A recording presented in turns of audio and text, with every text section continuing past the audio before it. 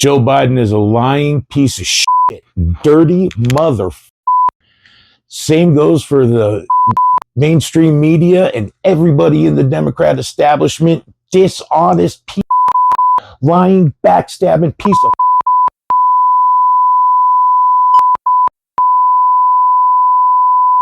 scumbag. But what about Donald Trump and the Republicans? Okay, I'm not saying they're a bunch of Boy Scouts, and I'm not telling you who to vote for.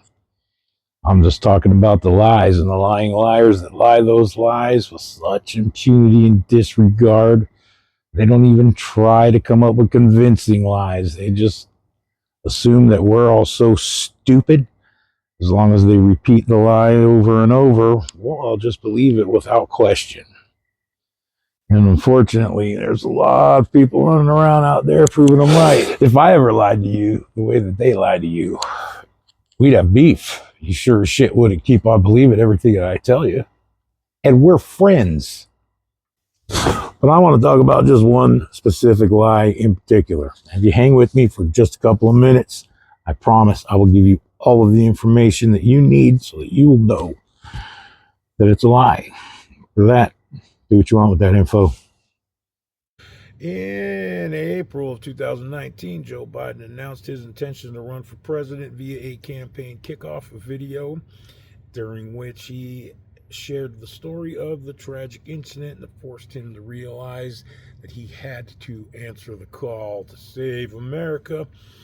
And then last night, August 19th, 2024, in Chicago, Illinois, at the Democratic National Convention, he told the story for the 10,000th time, and it goes like this. I ran for president in 2020 because of what I saw in Charlottesville in August of 2017. Extremists coming out of the woods, carrying torches, their veins bulging. Bulging Their veins. necks. Torches. Carrying Nazi Like the scene from swastikas. Frankenstein. And chanting neo-Nazis, white supremacists, and the Ku Klux Klan, so emboldened by a president then in the White House that they saw as an ally. They didn't even bother to wear their hoods. Let's hear from one of those emboldened Trump-allied Nazis from Charlottesville and see what he has to say. In the hopes that somebody more capable will come along and do that. Somebody like Donald Trump, who does not give his daughter to a Jew. So Donald Trump, but like more racist. A lot more racist than Donald Trump. I don't.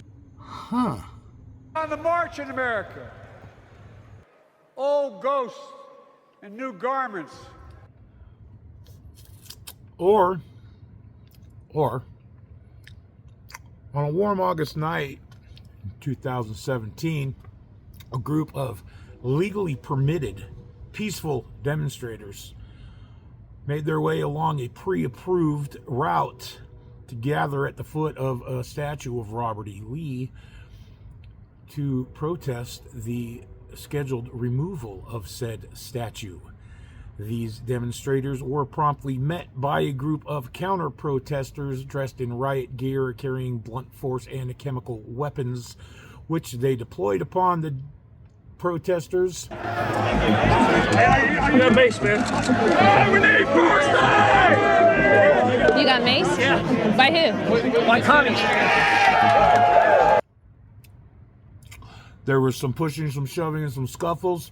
There were no serious injuries, and no one was arrested. The following day, the legally permitted demonstration continued and was once again met with counter-demonstrators. Some more scuffles ensued, and unfortunately, there was a tragic death that occurred during a car accident. The driver of the vehicle has been charged and sentenced and is serving prison time. Yep, there were neo-Nazis and white supremacists. And this is America. And in America, we have freedom of speech and freedom of assembly and redress of grievances. even if the shit you have to say is terrible and people disagree with it.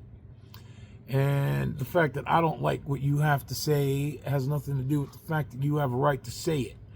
And if you think that someone should be deprived of their First Amendment right to freedom of speech because you disagree with what they're saying, then you're forcing me to be on the same side of defending fucking Nazis.